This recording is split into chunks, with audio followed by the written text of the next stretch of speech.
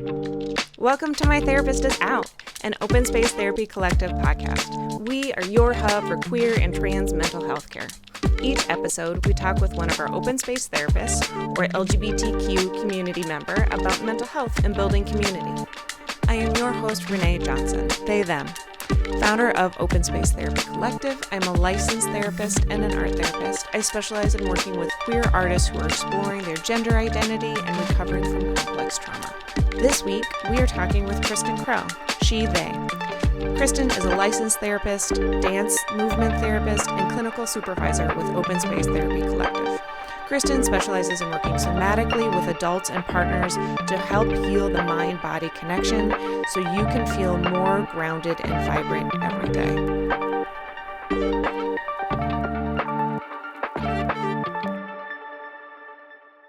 As we dive into today's topic, please keep in mind that this is a mental health podcast. We will talk about sensitive and difficult issues that are not appropriate for all audiences. Please take care while listening. Hey, welcome back. Kristen Crowe, who is our clinical director at Open Space, and myself really get into sex today. And not just intimacy and all of those things, but really about kink and about BDSM and what that means in those areas of our life it fulfills. And the importance of having a therapist that gets it, that understands not just sexuality as a queer experience, but sexuality as a sexual experience. And what that means and what that looks like and how that differs from person to person, and making sure that your therapist isn't bringing their own stuff into the room, which happens a lot in therapy. We talk about this a little bit in our discussion, but therapy in the field really still struggles to talk about sex. I think that's probably a very American thing, and it shows up. And so making sure that your therapist gets it, that they're comfortable in those spaces, that they're able to talk to you about it, that they're able to explore what you want and what you're getting or not getting out of that, how to set boundaries, how to offer consent and receive consent. Instead of the stigmas, instead of old patriarchy or colonialistic mindsets. And really talking with how to explore that with your therapist, how to interview therapists to make sure that they're the right fit. There's also different types of therapists that specialize in different types of sexualities. And so making sure that even if this therapist is like down to talk about the kink, that what they are trained in and what they can offer you aligns with what you're thinking. So really getting into those details. So join us, let us know your thoughts. You can email us at info@openspacetherapy.com, DM us on the socials, and let us know your questions, your thoughts, your therapist experiences. We love hearing those. And dive in. Let's go. Welcome to My Therapist is Out, an Open Space Therapy Collective podcast. We have our clinical director here with us today, Kristen Crowe. It's so good to see you. Hi, you too. And we are going to dive into sex today. Yes, my favorite. Mm-hmm. I'm just going to start making groaning noises right off the top. We're adults. Yes. Our topic today is, will my therapist judge me for BDSM or other sexual practices? And Kristen won't, but some others might. I was like, I won't, but. Yeah. So before we dive in, why did you want to talk about this? Mostly because of that, because there is so much shame that is tied up with all of this, and so much misinformation that other clinicians also will just spew, and it's like, So it's a thing that I want to talk about. Yeah. It's so important. Our sexual lives are so important. Hugely. And to like be able to play and have fun and do all the things in the safe way and consensual way, but be able to let shame go in that space, or it will play with shame on purpose if you want to have fun with it. Sure, not getting out your yum. Yeah. But you don't want to go to therapy and like have your therapist be judgy about it. No. I'm judgy of other therapists. Is that okay? Yeah. Great. So for people who maybe new to this, what is BDSM? Not just like what are the acronyms, but like what does that sexual practice like? Well, from like the overarching thing, it is a lot of conversation, consent, care, and just like emotional safety. Like there is a lot of things that go into this kink play that aren't seen from the outside. So sure, we think of it's all like the leather and the ball gags and the flogging, and like sure it is, but like it's not just some poor unsuspecting human that got like roped into this. Like there's a lot of other things that go along with it, and I think that's important for folks to know. Yeah, like I feel like consent even trumps any of the sexual practices needs desires. 100%. And so when we see these things played out in movies or shows or talked about, it like just ignores that piece. Yeah. And is just like, oh, did you see this like dirty thing that somebody was doing on the internet? And it's like, it's dirty in the fun way, but like with all of that consent in there is why they can play and have fun and do those things. Yes. So can you, to help continue to set the stage, what's the difference between BDSM, kink, play, dom, sub? Like, can you pull that out or define that a little bit for people listening? Are they all the same thing? Are they all different things? I feel like there's a lot of stuff in there that is like used interchangeably, like within the community, and also some stuff that means some other stuff when we're looking at it from like outsiders versus insiders. That's a weird way to say that. But yeah, like they're not all the same. There's a bunch of different ways that you can engage in this, and like the acronym that I will get wrong until the end of time. I'm gonna look at these, I'm not gonna lie. Bondage, discipline, dominance, submission, sadism, masochism. If I say it really slow, I can do it on my own. Like all of those are different facets and different ways that like folks like to engage in this, and it is a form of like freedom and play within a really safe container and within a really specific structure. And so the ways that it gets defined gets to be like through the conversation of the people involved in it. But they're all also like the very specific kind. Like some folks like the pain, some of it like the humiliation, some like the, you know, like, or on the completely other spectrum, right? So that doesn't answer your question. That was just a way to obfuscate around it. But there's a lot of different ones, and I feel like we'd spend a whole lot of time just. Yeah. I think for the purposes of this conversation, we'll probably use it pretty interchangeably. Yeah. But there's going to be a difference with each person's preference and absolutely what turns each person on. And so someone who may be more into diaper play isn't looking necessarily for, well, that's not necessarily true. I was going to say punishment, that can get into there, but like it doesn't necessarily mean one kink equals all kinks. Correct. It's just that finding those things that turn you on and get you off, and some things you'll have no response to, and some things you'll really dislike. Yep. And again, that is part of the like having the conversation and having like your safe words and having all of these things like in an agreement going into that. So if you find something that is not what you want, that is not the reaction you expected, then you have a safe and clear way out. And then you have also a plan for like aftercare, and you get to like take care of one another and be like, okay, this is still safe, like that didn't work. Okay, like how do we come back together, because you know, regardless of the play that happened, like we're still in this together. What's a way for someone to safely explore their preferences on their own before they're bringing in partners? So let's say they're in a sexual experience by themselves or watching something. What's a way for somebody to explore what they may or may not be into? I think, well, I mean, like watching something is a great way to kind of be like, that's a really safe and mostly removed way to just be like, does that cause any sensations that I am interested in? Right? There are porn sites that you can go and like watch everything, right? And see what is exciting. There are different toys and things that you can try on your own and just be like, is that a sensation that I actually enjoy? And like, how far can I take this before it's no longer? And like, how can I communicate that to a partner?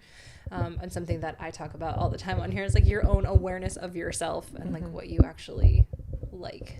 And then if you graduate to being with a partner in that, then like have a conversation beforehand. This is the safe word. Like, how do we negotiate around everything else?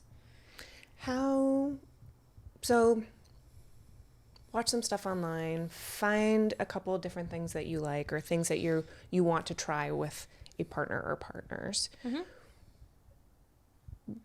How do you start that conversation? Let's say it's a partner that you are comfortable with in general, like there's no weirdness, but you're like, I want to try this thing. How do you start having that conversation? How do you start setting up consent and safety around experimenting? I think it's, I mean, like my blunt self would just be like, hey, I want to try this thing. But it is, you know, hey, I saw this thing and I'm interested in like exploring that a little bit more. How do you feel about it? And I'm like, okay, like, sure, I'm interested. I'm game. Let's go. Okay, well, wait, hold on.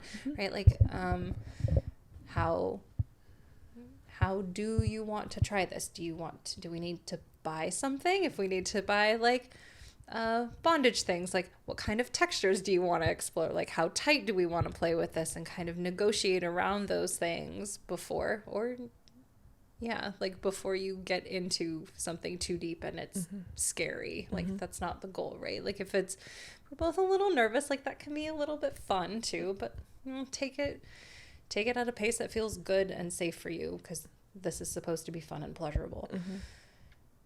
Yeah, I mean, even going to a sex shop is a great way to like look at things and see what's exciting or what people are curious about or what your partner is curious about. I think it's I hope I don't butcher this. I think it's the Pleasure Palace in WeGo even does classes. Yeah, on like, there's a bunch of places that do classes on different kinds of stuff. That's awesome. Do you know any other ones offhand? Nope, because you put me on the spot. We will I'll never think about names. Yeah, we'll add it in the show notes.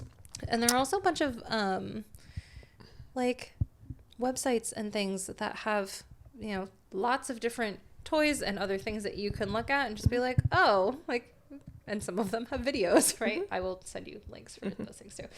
But yeah, like there are all sorts of options to explore and play from like a removed space. Yeah, you don't have to dive right in. No. But for somebody who has dove right in, somebody who's in the space and has tried some things with their partner or partners and knows what they're interested in, how do they start getting into play parties and more group experiences? And how do they decide find ones that are safe or not safe and be able to navigate that space? I think that is also like, if you have friends that already do the thing, like have conversations with them. Like, do you have recommendations? If you are going in this alone, like, I hate to say it, but like Reddit can be a cool place to like, I know, it really can. Right? Yeah. Like the amount of times that I use Reddit for things, I'm like, oh, I feel some kind of way about this, but like it's true. Like people are really honest on there, and have really good recommendations most of the time, right? So like you can kind of suss things out, and then you can have conversations with the folks who run the thing, right? And just be like, help me out here. Like most people in this space will be really open to explaining and like having conversations, and if they're not, huge red flag, right? Like that's a real easy way to kind of suss some of them out. If they're like, no, you just have to know this, well then that's not bye. Yeah, I think that's really important, right? Especially when some of the play can be intimidating, because that's the roles that are happening. The perception can be, oh, these people are really intimidating, and that is 99.9% of the time not the case. Like big old softy squishy pants most of the time. Most of the time, yes. And so, again, yeah. It's all about consent. Yeah. And especially the people that run the parties want to talk to you. Yes. And so reach out to them if you've like identified one, if one's been recommended, and be like, hey, I'm new to this. What are the rules? How do you decide who can and can't come?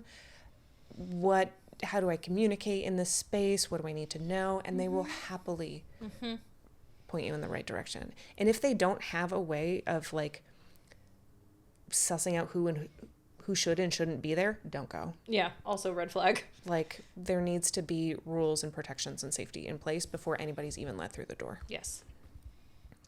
So, sexuality is great. Kink is fun. How do you bring that into a therapy room when you're just starting to explore it yourself? And like, let's say you've been with a therapist for a little while and you've talked about other stuff. Stressed out at job, finances suck, capitalism is the worst. How do you start talking about sex in a way that feels safe enough? Oof. I feel like that's such a huge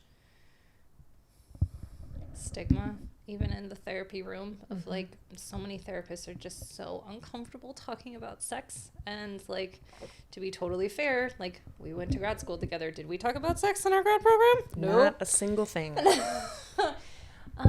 So like, again, depending on how direct and forward you are, then, you know, like, you can say, hey, I have some like more intimate stuff that I want to talk about. Like, is that something that we can talk about here? It's like the direct approach.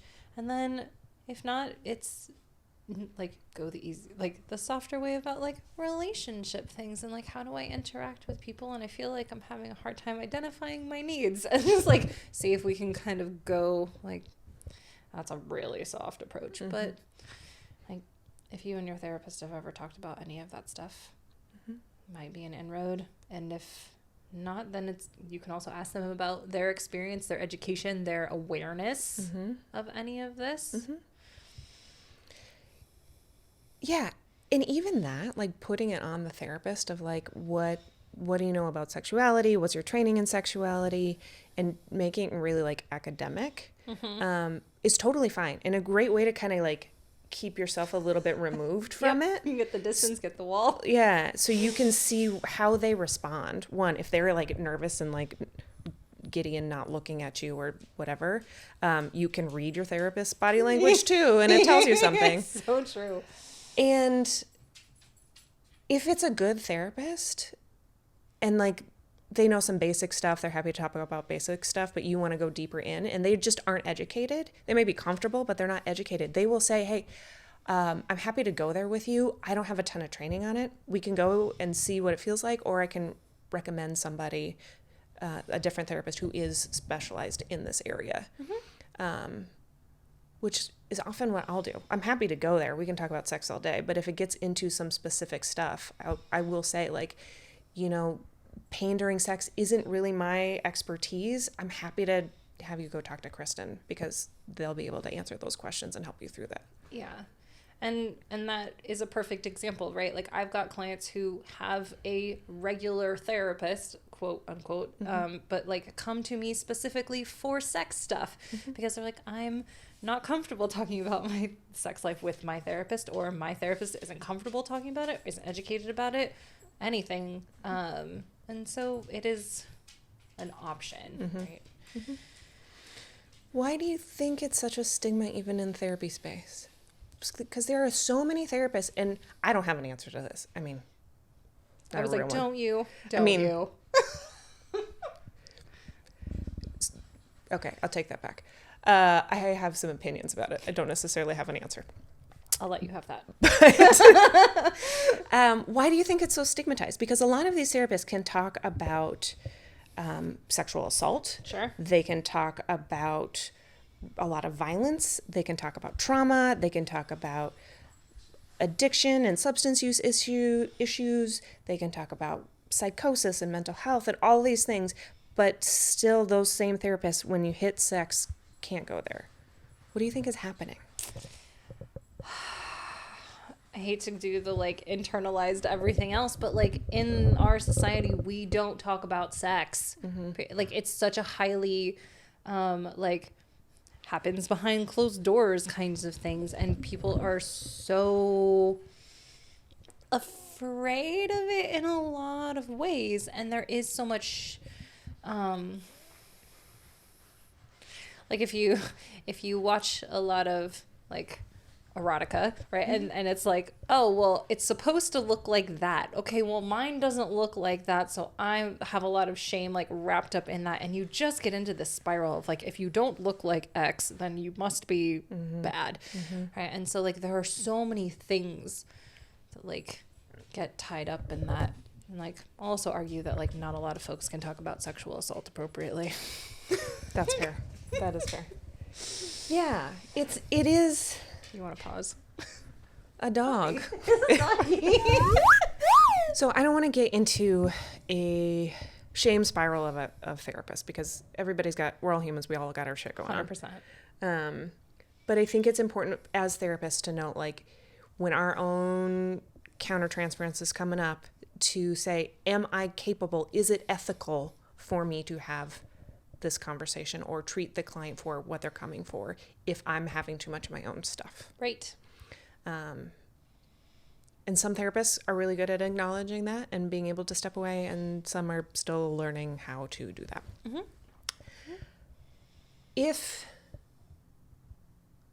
What are some ways that a therapist might think that they can talk about sex with a client, but they actually can't?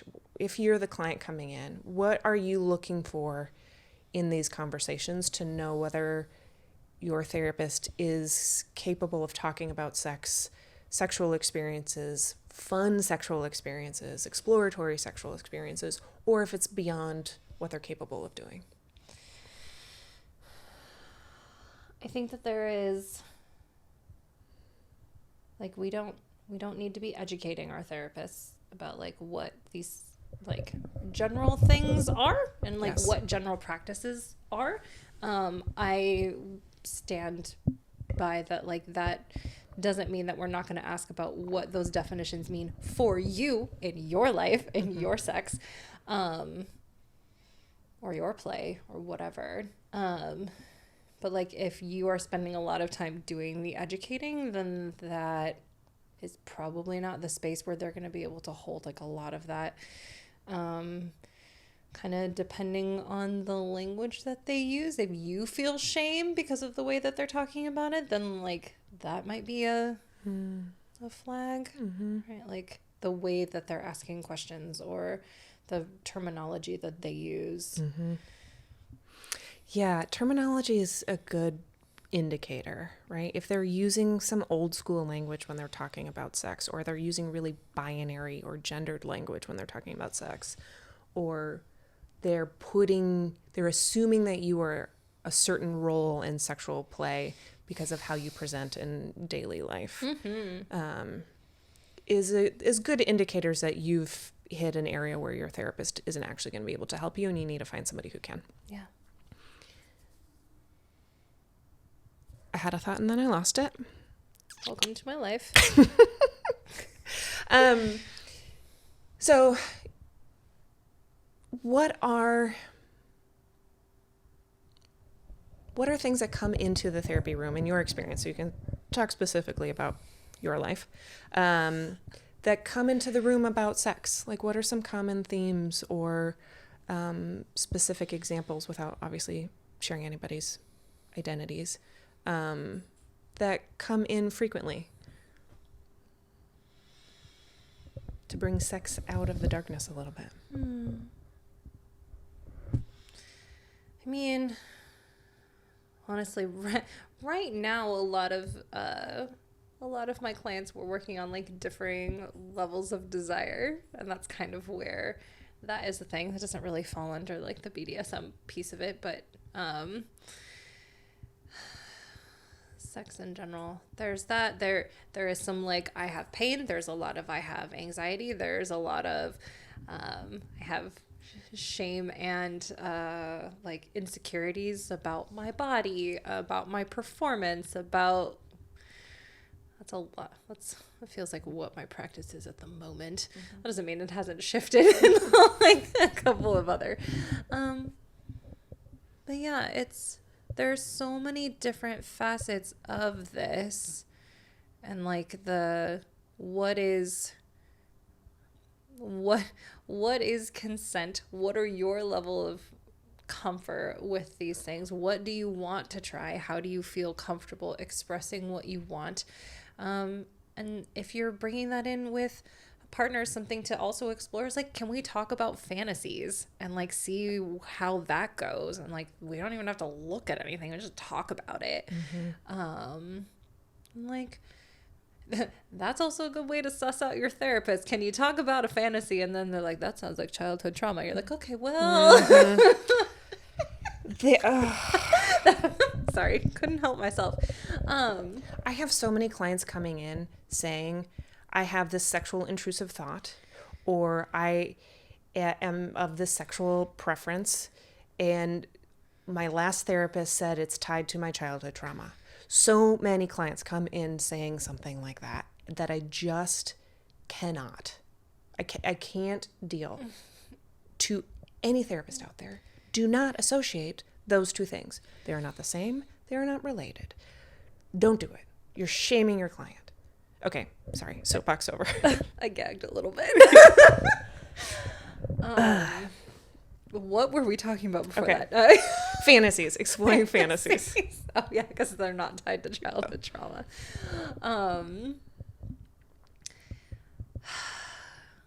Yeah. I don't remember why I was talking about fantasies, though. But, like, just to, like, as an exploratory, like, seeing how that feels. And there are some things that could be tied to like a sexual assault and like reliving that, but a lot of that stuff is even like, how are you taking your power back in that? And it is you also trying to repair the way that you can take back your agency. And it's not a like, I just want to relive my trauma over and over. It's I want to change my schema around it. And like, that's a healthy way to cope. Yeah, that I feel like I've just gone down a tangent. Okay, let's refocus. We have some questions. My favorite. Okay, we got these questions in. I am in a BDSM relationship, and I tried to talk about it once with my therapist, but they said it reflected, this is on point, reflected a deeper self-esteem problem. Is there something wrong with me? No. Done. There's absolutely nothing wrong with you. All of this is normal.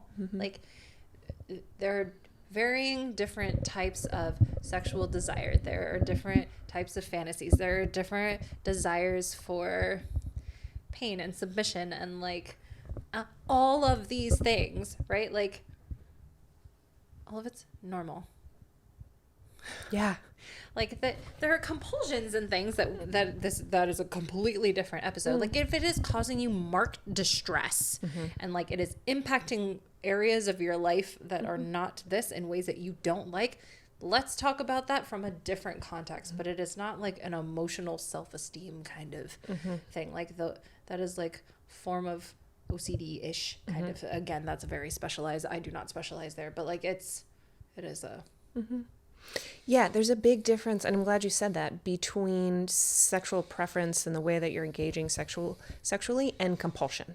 Huge difference. Compulsions, and Gayish just did an episode a little while ago on flashing, and they had somebody write in and we're talking about their flashing as a compulsion. If they're not doing it, they're in a lot of stress, but when they are doing it, they're getting arrested and in trouble, and like that is not what we're talking about. Nope, because there is no consent on the other side from the person who is receiving the flash. I don't know how to say that. Witnessing the flash. Yeah. I mean, getting assaulted by the flash. You are like assaulting somebody. Yes. And this person who wrote in was saying, well, nobody's getting hurt, and that is not true. That's not true.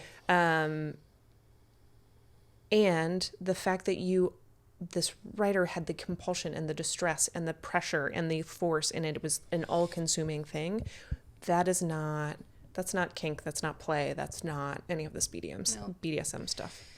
Obsessive compulsive sexual behavior. Yes.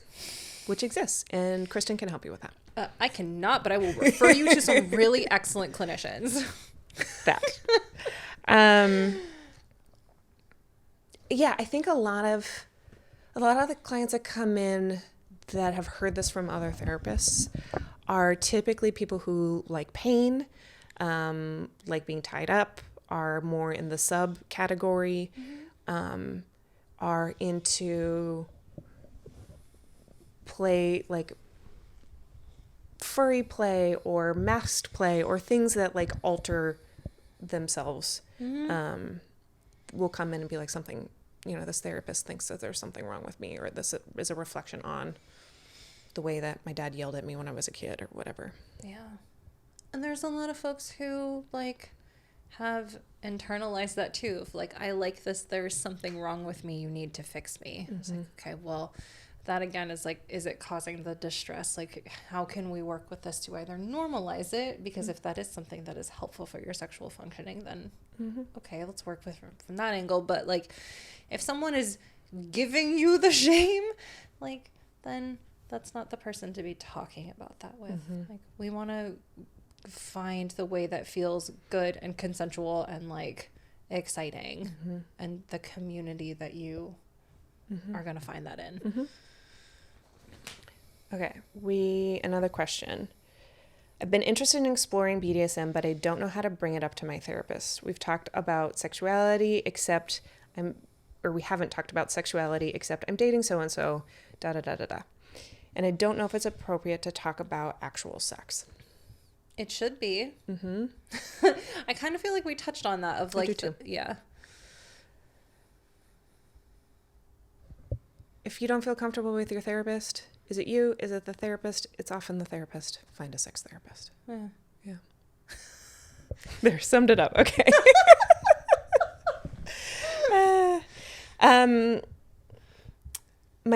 Will my therapist understand that I have play partners outside of my primary relationships, and we go to play parties, and that is not a problem or something I want to stop? Well, what was that? Is it?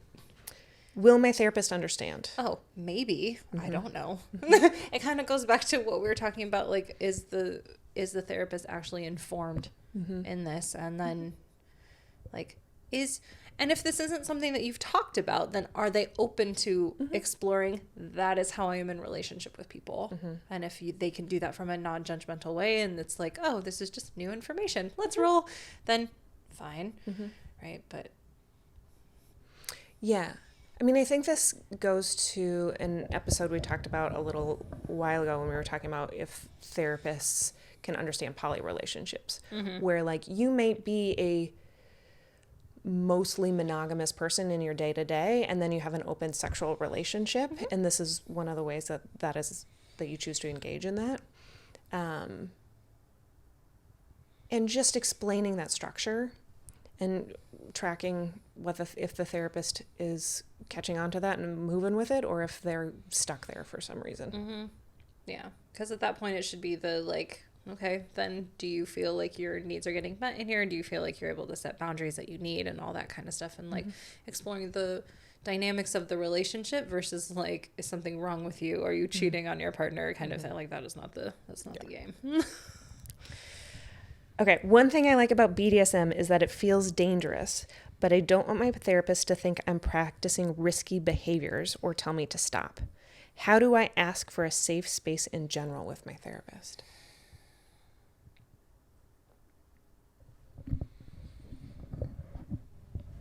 I feel like like we talked about, like a good and open therapist should be able to understand the difference between like a self-harm or like intent to harm others in like a malicious way versus like a consensual play that causes pleasure. Like those are super different.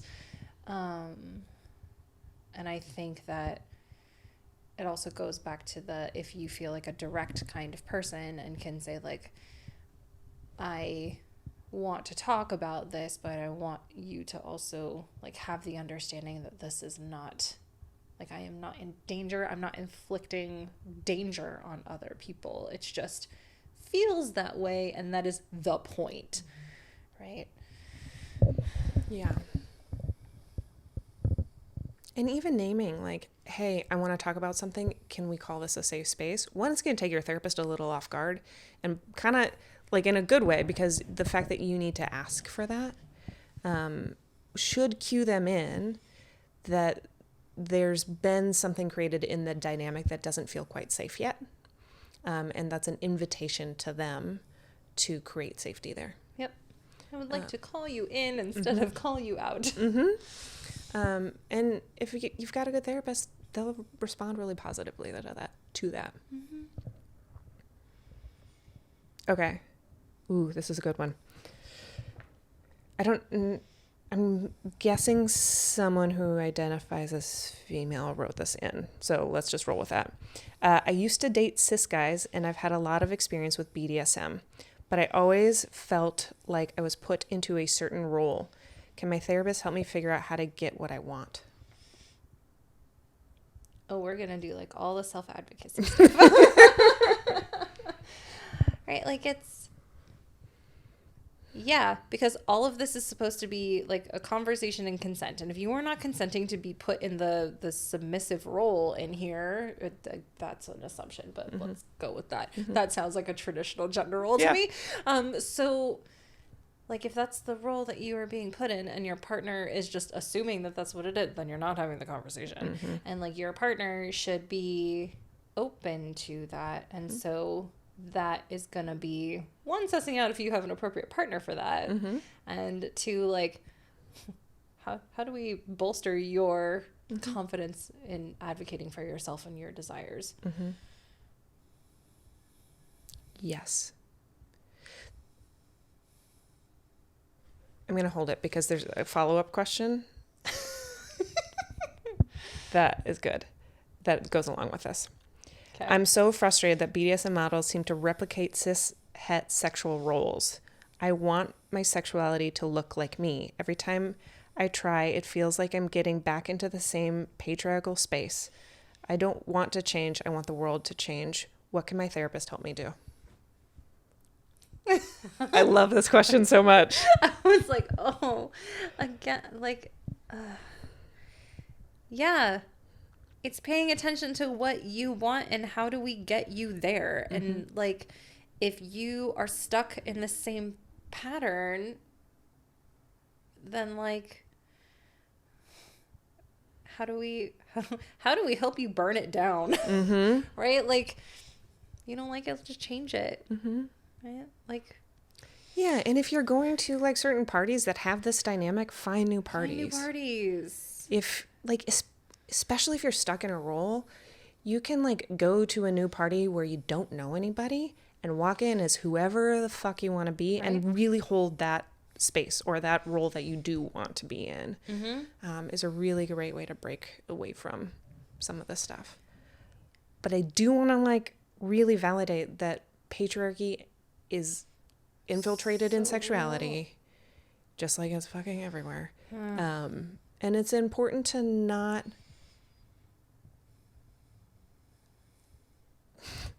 let like the patriarchy be your dom. Like, kick it out. Nicely put. Thank you. We're proud of that one. Yeah, you should be proud of that one. You did not consent to that. No. And so if that toxic masculinity stuff is in there, kick it out. Find another space. And I mean, like, we want the world to change too, which is why we're talking about this stuff. But you know, I am still a believer of like, it changes when we change, right? Like, if you're gonna start advocating for that, like, it has a ripple effect for the people that you interact with. It's like, oh well, so and so did the thing, like I could probably do the thing.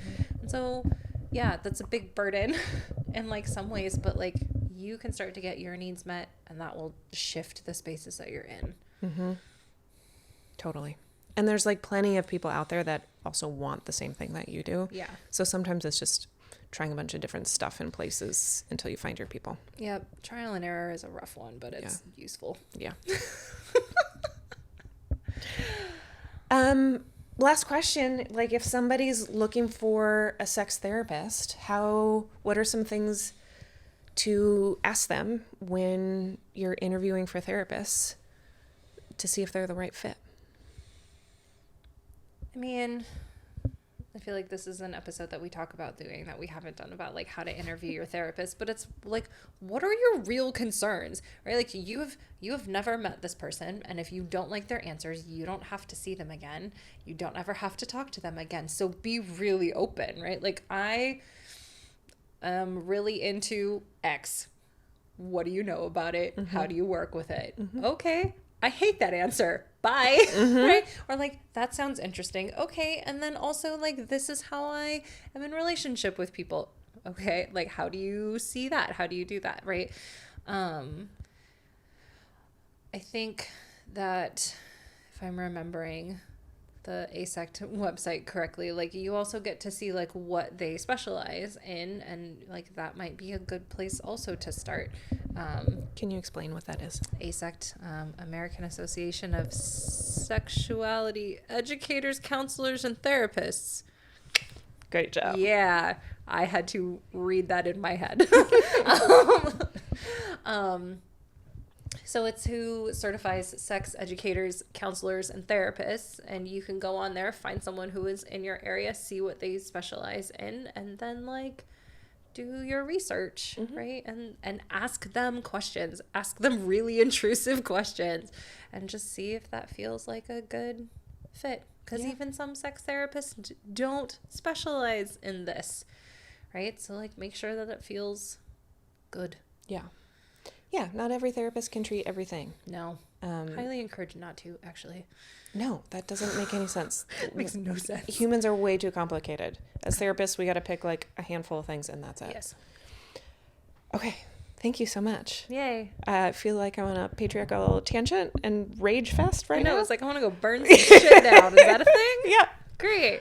Yeah. Great. Pyrosexuality, it's got to be there somewhere. 100% a thing. Yes. I mean, like, it starts as low as wax play. Yes. Like, oh, yeah. Duh. Duh. Okay, I think it's time to end. It's time to end, too. Okay, thank you so much for talking about this. If you want to hear more from Kristen, especially about sexuality and relationships and all of the expansive dynamics in that space, reach out to us. Kristen is a great resource, and through the podcast, free resource for you. And so we're happy to address any of those things. Before we end, while therapy is great, queer community is also a really important part to living your full, authentic life. What is an example of in the past week or so of being connected to your queer community? This past week, we've started planning our local pride. Yeah, which has been a lot of fun. So me and two other folks who are in the city space with me are putting on a local like city event, and it's gonna be crazy. That's awesome. Yeah, it's been a lot of fun and really hectic, but a lot of fun. Cool. And we will definitely promote that as it gets closer, because I'm sure that will be a blast. I can't wait. I hope so. Awesome. Well, thank you again. You can find us on all the socials at openspacetherapycollective.com or My Therapist Is Out. And if you want to hear anything, you have a suggestion, questions, you name it, shoot us a message and we will get back to you as soon as we can. Thanks, y'all. Bye. Thanks for joining us. If you're in California and looking for a therapist, visit our website at openspacetherapycollective.com and book a free intro call with one of our therapists. If you're enjoying My Therapist Is Out, please rate, review, and follow us on Spotify, Apple Podcasts, and YouTube. My Therapist Is Out is an Open Space Therapy Collective podcast. Our therapists are Renae Johnson, Kristen Crowe, Debbie White, Jenny Nigro, and Tara Friedman. Our podcast editing is done by Smash and Grab Studio. We'd love to hear from you about today's topic, so you can email us at info@openspacetherapycollective.com. You can find us on TikTok and Instagram at My Therapist Is Out and Open Space Therapy Collective. Thanks for listening.